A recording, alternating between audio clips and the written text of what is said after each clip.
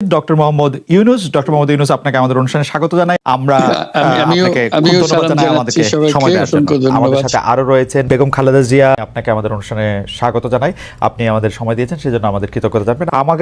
আমরা আসলে অনেকগুলি প্রশ্ন আপনাদের দুজনকেই করতে হবে, সেজন্য আমরা একটু আমরা আপনার থেকে একটু টু দা পয়েন্ট এবং যদি কুইক একটু বলেন তাহলে আমাদের জন্য একটু সুবিধা হয়। আপনি গণতন্ত্রের পক্ষে লড়াইয়ে সামিল হতে বলছেন, প্রশ্ন কেউ কেউ করছেন, প্রশ্ন উঠছে, আপনি কি এইসব মামলা মোকদ্দমা থেকে মুক্তি পেতে ডক্টর মোহাম্মদ ইউনূস সরকারেরই পরিবর্তন চাইছেন? বিসমিল্লাহির রহমানির রহিম। আসসালামু আলাইকুম। দীর্ঘদিন অসুস্থ থাকার পর আপনাদের সামনে কথা বলতে পারার জন্য আল্লাহর কাছে শুকরিয়া আদায় করছি। আমার কারাবন্দী অবস্থায় আপনারা আমার কারামুক্তি ও রোগ মুক্তির জন্য সংগ্রাম করেছেন, দোয়া করেছেন, সেজন্য আমি আপনাদের সকলকে ধন্যবাদ জানাচ্ছি। দীর্ঘ আন্দোলন সংগ্রাম ও ত্যাগের মধ্য দিয়ে আমরা ফ্যাসিবাদী অবৈধ সরকারের কাছ থেকে মুক্তি পেয়েছি। আমি আন্তরিক ধন্যবাদ জানাতে চাই আমাদের বীর সন্তানদের, যারা মরণপণ সংগ্রাম করে এই অসম্ভবকে সম্ভব করেছে। শত শত শহীদদের জানাই শ্রদ্ধা। এ বিজয় আমাদের নতুন সম্ভাবনা নিয়ে এসেছে। দীর্ঘদিনের নজিরবিহীন দুর্নীতি, গণতন্ত্রের ধ্বংসের স্তূপের মধ্য থেকে আমাদের নির্মাণ করতে হবে এক সমৃদ্ধ বাংলাদেশ। ছাত্র তরুণরাই আমাদের ভবিষ্যৎ। তরুণরা এই যে স্বপ্ন নিয়ে বুকের রক্ত ঢেলে দিয়েছে, সেই স্বপ্ন বাস্তবায়নে করতে মেধা, যোগ্যতা, জ্ঞান ভিত্তিক গণতান্ত্রিক বাংলাদেশ গড়ে তুলতে হবে।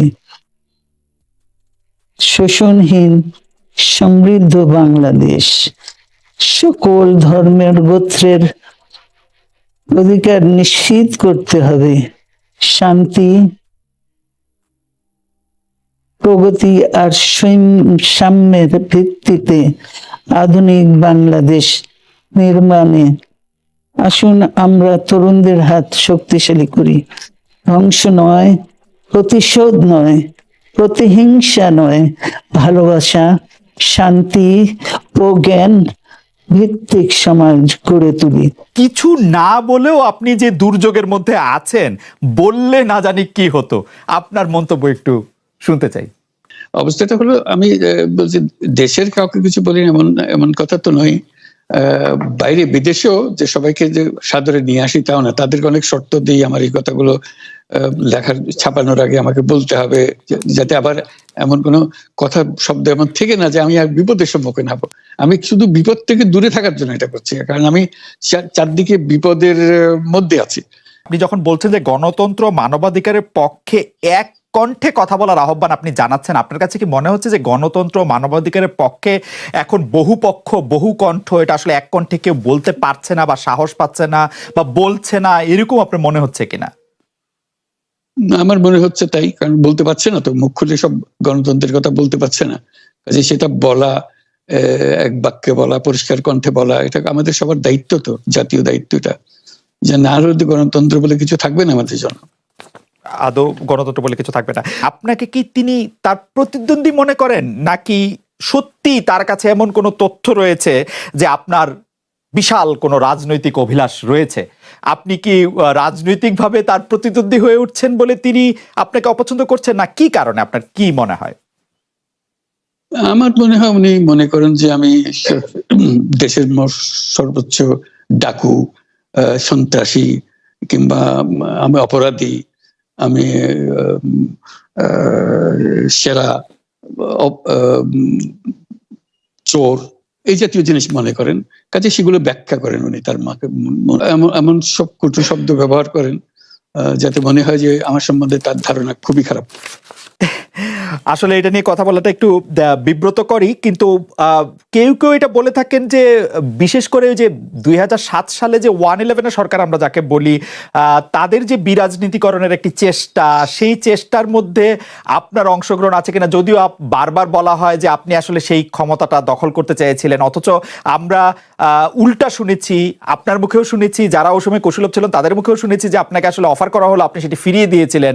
কিন্তু কেউ কেউ আবার বলে থাকেন আপনি একটা লম্বা সময়ের জন্য চেয়েছিলেন। এইটি কি একটা কোনো কারণ হতে পারে? এই ব্যাপারটিকে আমাদের দর্শকদের জন্য মানে বা ইয়েদের জন্য একটু আপনি পরিষ্কার করবেন যে আপনি আসলে রাষ্ট্রের সর্বোচ্চ ক্ষমতায় বা রাজনীতির জায়গায়, দেশ পরিচালনায়, সেগুলিতে আপনি আসলে আসতে চেয়েছিলেন কিনা, চান কিনা, বা ওই জায়গা থেকে।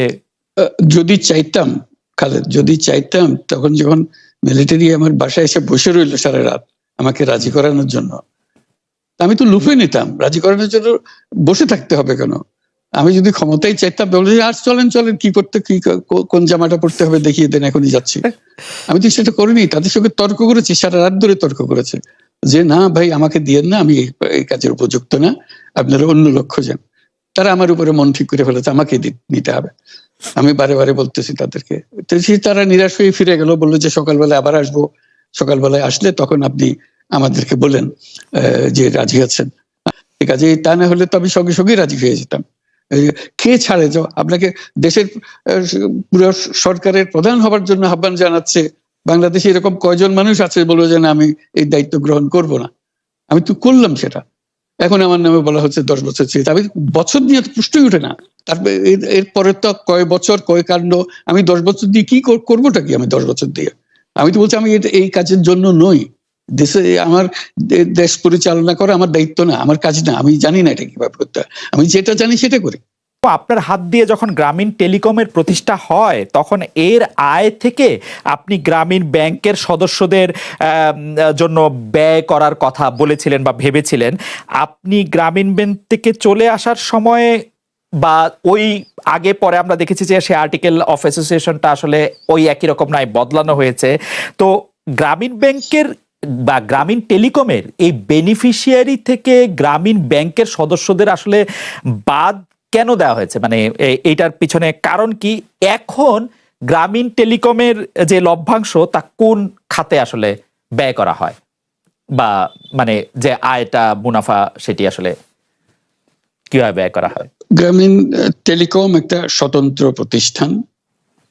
এটা কোম্পানিজ আইনের 28 সেকশন 28 দ্বারা সৃষ্ট। তার অর্থ হলো যে এটাকে আইনের ভাষায় বলে non dividend company, guaranteed by limited by guarantee. কাজে এটার কোনো মালিক নাই।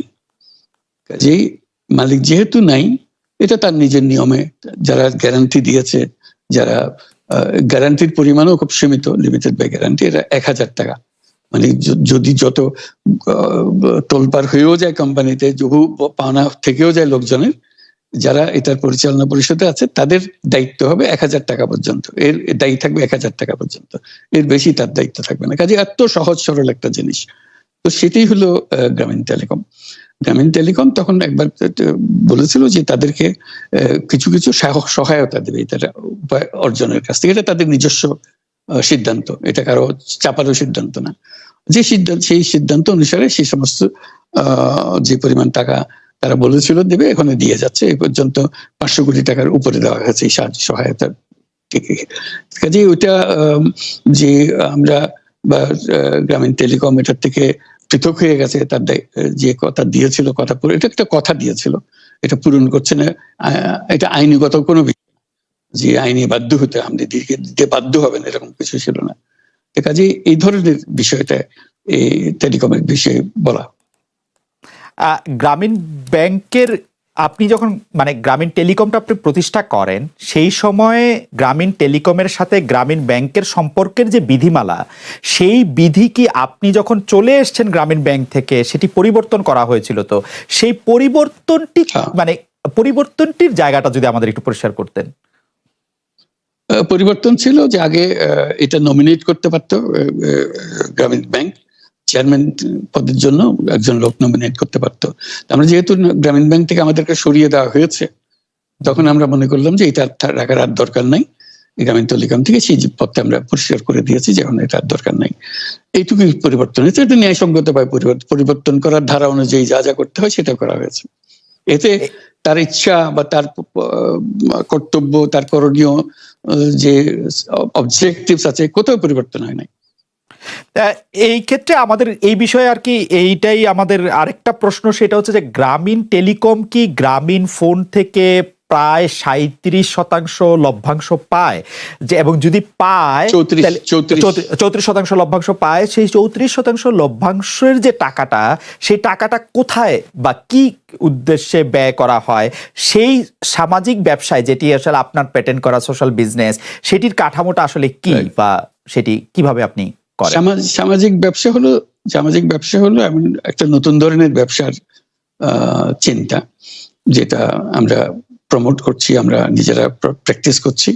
যেটা ব্যবসা মানে হলো মুনাফা করা, ব্যক্তিগত মুনাফা করা, এবং তার লক্ষ্য হলো সর্বোচ্চ মুনাফা করা। এটি হলো ইকোনমিক্স এর নিয়ম, যে সর্বোচ্চ মুনাফা যদি করি সবকিছু ঠিকঠাক মতো চলবে। আমরা বললাম যে এটা ভুল জিনিস, যে সর্বোচ্চ মুনাফার মধ্যে দিয়ে মানুষকে এক রকমের নেশাগ্রস্ত করেছে। এই মুনাফার নেশার মধ্যে তাকে ঢুকিয়ে দেওয়া হয়েছে। এই মানুষকে এই মুনাফার নেশাগ্রস্ত মানুষ হিসেবে এটা আমরা কল্পনা করতে পারি না। আমরা বলছি যে এটা মুনাফা সে করবে, সর্বোচ্চ মুনাফা করবে, কিন্তু অন্য ধরনের ব্যবসা আছে। ব্যবসা এখন শুধু এক প্রকারের ব্যবসা আছে, যে ব্যবসাতে শুধু মুনাফা সর্বোচ্চ করেন, এটাই হলো নির্দিষ্ট নিয়ম। আমরা বলছি আরেক রকমের ব্যবসা, যেটা হলো মানুষের সমস্যার সমাধান করা, মুনাফার জন্য কোনো রকমের ইচ্ছা তার না থাকা, মুনাফা বিহীন ভাবে, কারণ মুনাফা ব্যক্তিগত মুনাফা না নিয়ে শুধু সমস্যার সমাধানের জন্য ব্যবসা করা, এটাকে আমরা বলছি সামাজিক ব্যবসা। এই অর্থ দিয়ে আমরা সামাজিক ব্যবসাগুলো প্রতিষ্ঠা করছি, একটার পর একটা সামাজিক ব্যবসা প্রতিষ্ঠা করছি, যে কারণে আমরা এটার মধ্যে শরিক হয়েছিলাম। যে আমরা পুরো গ্রামীণ ফোনকেই সামাজিক ব্যবসা করার চেষ্টা করেছিলাম, সেটা টেলিনরকে আমরা রাজি করাতে পারিনি। কাজে টেলিনর বলছে যে না, আমরা ব্যবসা করবো। কাজে আমরা ওটা না পেরে শুধু গ্রামীণ টেলিকমকে আমরা সামাজিক ব্যবসা হিসেবে রেখেছি। এর থেকে যে মুনাফা হয়, মুনাফার সমস্ত টাকা বিভিন্ন সামাজিক ব্যবসা সৃষ্টির কাজে ব্যবহৃত, এখনো তাই হচ্ছে।